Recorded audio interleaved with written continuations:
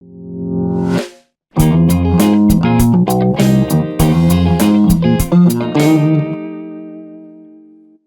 Gnatostorms. Today's peddler of stupid is named John.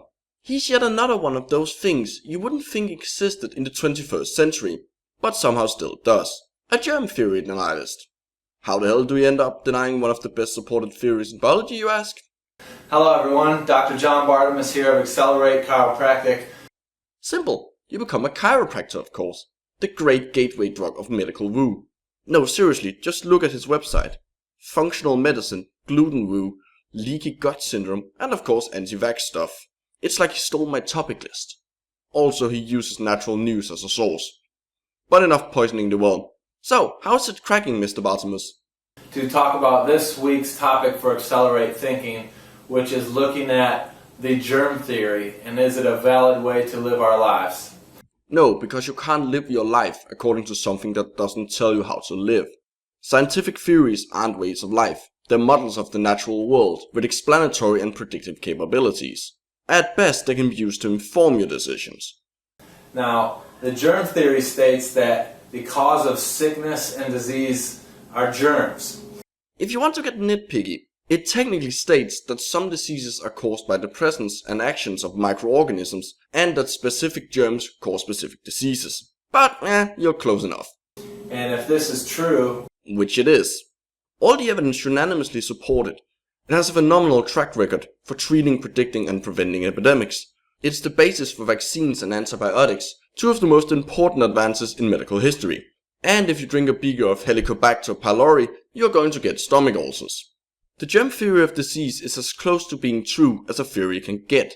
Then we need to be wary of germs and wash our hands and practice hygiene that will prevent germs from spreading and making us sick. Yeah, that would be the logical conclusion. Wait, are you saying you don't wash your hands? That's kind of gross, dude. So if I were to cough in my hand and go touch a door handle, and you had to go over and open that door after I had touched it, it may cross your mind that you're kind of paranoid to touch it because you don't want my germs. And immediately after you open the door, you'd run in the bathroom and wash your hands to get the germs off, to prevent, theoretically, getting sick.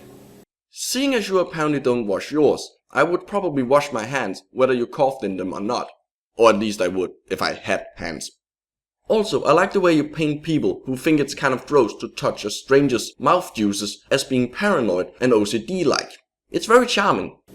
My question to you is, have you ever been exposed to germs that your husband or children have been exposed to? Well, I don't have either of those.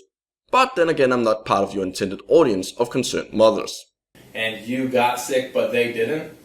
Have I ever been the only one in my family to catch something? Yes, I have. I think most people have. Where are you going with this? Think about that. Okay.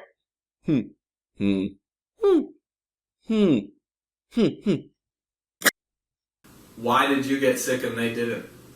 Because infectious diseases don't work like that. For starters, not every disease is easily transmittable between humans, and some you simply can't catch from other people. You can't give your family Lyme disease, and you have to live in a royally fucked up household for your kids to catch a prion disease off of you. Also, asymptomatic carriers are a thing. In the case of a lot of pathogens, not everyone who becomes infected gets sick. For example, around 80% of those infected with Zika never develop symptoms. But even if we disregard those two inconvenient facts, you still have the issue that people are not their family members.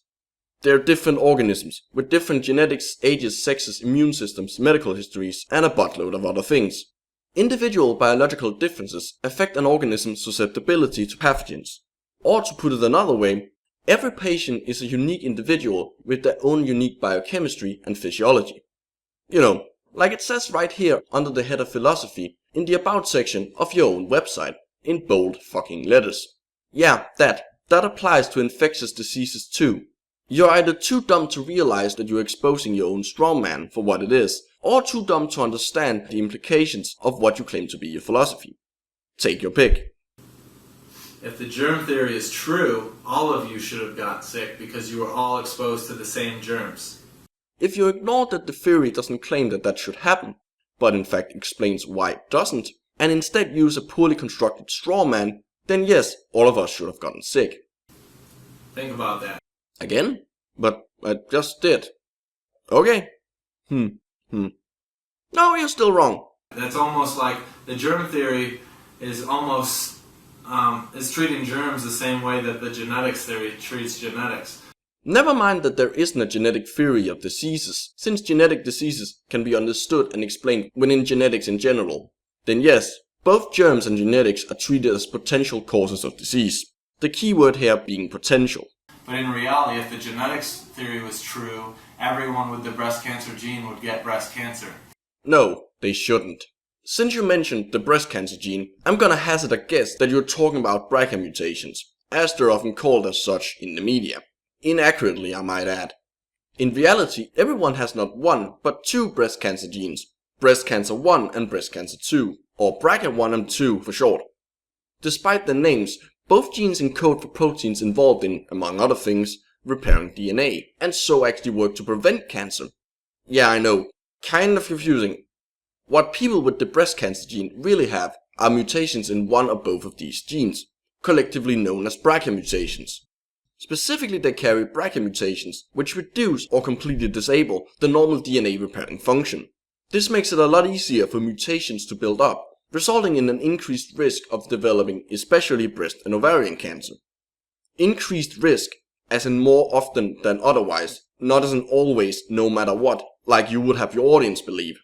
Cancer is a lot more complicated than you seem to think. It involves a lot more than just one or two mutated genes. That's the whole reason why deleterious BRCA mutations are deleterious. They increase the risk that mutations in other genes involved in cancer go unfixed. I gotta hand it to you though. You may be as dumb as a wet cardboard box when it comes to biology, but you sure know how to tailor your stupid to your audience. An audience which is now more likely to turn down preventive measures, like more frequent checkups or prophylactic surgeries because of you. Yep, you just potentially made yourself indirectly responsible for someone getting cancer. In blood culture, that is considered a dick move. We don't see that. You're right. A thing that no one is saying should happen because they actually know what they're talking about doesn't happen. Great job. Here, have a Strawman shaped golden sticker. If the germ theory was true, everyone who is exposed to a certain germ would get the sickness that germ creates. You do know that your nonsense doesn't magically turn into real arguments just because you repeat them, right? We don't see that either. I'm gonna take that as a no. So the germ theory of disease and the genetics theory of disease are not true. And yet somehow the treatments, predictions and diagnoses based on them still work. Kinda weird for things that aren't true, don't you think? The genetics theory is true for 2.5% of diseases, but 97.5% of disease is not due to genetics. Wait, what? How can it be false if it's true for some diseases? Are you seriously suggesting that because genetics can only account for some diseases, that the idea that diseases can have genetic causes is false? Did I miss something here? I can't even tell if that's another extraordinarily bad straw man, or if you're really just too dumb to understand basic logic.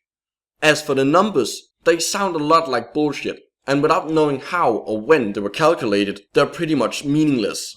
I have no idea whose arse you pulled them from, and frankly, I don't really care. I just hope you washed your hands afterwards. The germ theory is false. No, it's not. See? I can play the unsupported statement game too. As I've shown with just a couple simple analogies here. You haven't shown shit with any of your analogies. You have, however, shown that you don't know diddly squat about biology, or what an analogy is. And even the man who created the germ theory, Louis Pasteur, on his deathbed, even said that the germ theory was false. What he said was, Beauchamp was right. No, he didn't. Pasteur's actual last words were, "I cannot," in response to being offered a cup of milk. But even if he did reject his own work, that wouldn't mean shit. Science is based on facts, not people. The final words of a man who's been dead since 1895 is not an argument, especially not when you have to lie about them.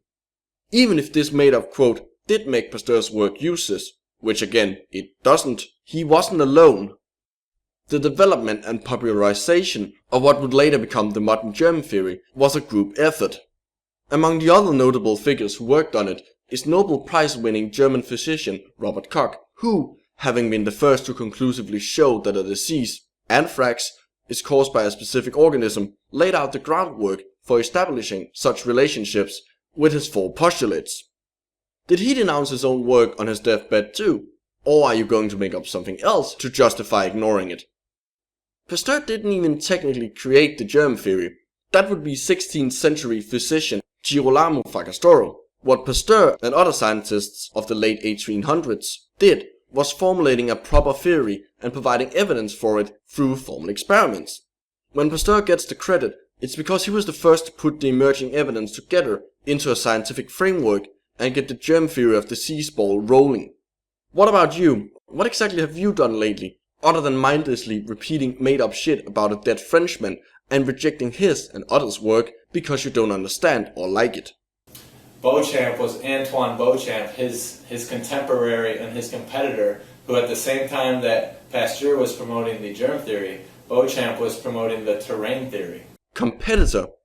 Now there's an understatement of a past century. They were bitter rivals. You don't have to read a lot about the relationship before you realize why Pasteur admitting defeat on his deathbed is laughably unlikely.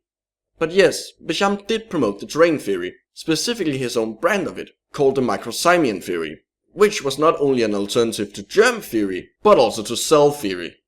And what the terrain theory said was your health depends on your terrain, or the inner environment of your body. The healthier that your terrain was, the healthier you were. If you had unhealthy terrain or an unhealthy environment inside your body, you were sick or got sick more often. You kind of left out an important bit there. Yes, part of the terrain theory is that disease is caused by your inner environment rather than by invasions of microorganisms from the outer environment. But there's a little more to it than that. Terrain theory doesn't deny the existence of germs, as you might expect. Instead, it sees the germs associated with the disease more as another symptom of that disease, created by the unhealthy terrain. Beauchamp's microsimian theory took that idea even further. According to it, all life is made up of microzymes, tiny fundamental, and it turns out non-existent, building blocks, which he describes as molecular granulations. These would produce everything from enzymes to cells, and under favorable conditions would develop into multicellular organisms.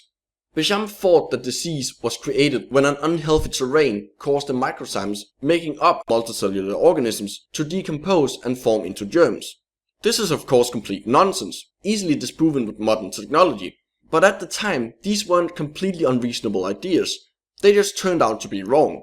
What is completely unreasonable is you still clinging to and even promoting some of them this long after they've been shown to be wrong. And this is what we're finding and what research is finding more and more every day. It's the environment and what we're exposed to and our lifestyle choices that have a direct influence on our inner environments that determine our health and our sickness. That might be what the idiot dribble you think passes as research is finding, but actual research isn't. So I'm here today to tell you that the germ theory is false. Yes you are. And you're making yourself look stupid doing it. And although there are germs that cause disease, those germs cause disease in a body that has a sick terrain already. Wait. Hold on. Did you just debunk your own video? Because that sounded an awful lot like an old med bullshit woo description of opportunistic pathogens. And by admitting they exist, you also just admitted that germs can cause disease. Which by extension means you just flat out admitted that the germ theory of disease is true. Now you might not think you did, because to you, opportunistic infections involving an already unhealthy host automatically makes them evidence for your outdated stupid. Because it kind of sort of fits it, if you ignore all the ways it doesn't, and that the germ theory rejecting the host's biology playing a role is a strawman. A strawman which doesn't even work anymore, because you just debunked that too. By acknowledging the existence of opportunistic infections, you admitted that the biology of the host does matter. You now have an answer to your question of how it's possible for only a single member of a family to catch a disease. The very question which you used to set up your poor excuse of a strawman. Heck, you even answered it using your own pseudo-scientific ideas about unhealthy states. You have, once again, demonstrated that not only are you oblivious to the implications of your own philosophy, you also over-apply your overly simplistic interpretation of it to the point that you end up contradicting the very point of your video, just to make things fit. Seriously, how did you miss this? Alright, so if you want to be as healthy as possible and live as long as possible, make the daily lifestyle choices that align you with the terrain theory and having a healthy terrain. Fun fact, Béchamp and other proponents of the terrain theory put a lot of importance on the body's pH, which, as we saw in a previous video, isn't something you can change or need to maintain. Not that that actually matters, since you have admitted that germs come from the outside and thereby rejected the central idea of the terrain theory, an idea that you seemingly wasn't even aware of in the first place. And those choices are made in how your nervous system functions. How the fuck do you choose how your nervous system functions? What the hell does that even mean? How you eat, how you move, how you think. That's right, folks. If you get sick, it's your own fault for not thinking right. That's not just stupid. That's both stupid and insulting. And what environmental toxins you're exposed to on a daily basis. Okay, let me see if I get this straight. According to you, environmental toxins can make you sick. But toxin-producing pathogens, like those responsible for tetanus and anthrax, can't. Because why exactly? Also, how come these diseases caused by environmental toxins, bad diets and thought crimes seem to spread as if they're transmittable? Why do certain diseases seem to be tied to certain animals? And by what mechanism does not thinking right cause your terrain to go sour? If you want your stupid to replace the germ theory, you need to be able to answer a very long list of questions like these. You need to be able to show that your wannabe theory can predict and explain the world, at least as well as the actual theory you're so desperate to get rid of. That's how this whole science thing works. I'm Dr. John Bartimus, and I'm here to help you create and maintain a healthy terrain and a healthy life. In that case, I suggest you go take an actual education in actual medicine, or at least stop reading natural fucking news. Because right now, you're doing a really piss poor job at it. Have a great day. Thanks. You too, I guess. I'm sure you will anyway. After all, ignorance is said to be bliss. Thanks for watching, Gnatosdomes. Glad you would join me in this case study of what happens when you mix profound ignorance of a topic with a rigid and overly simplistic personal philosophy. See you next time.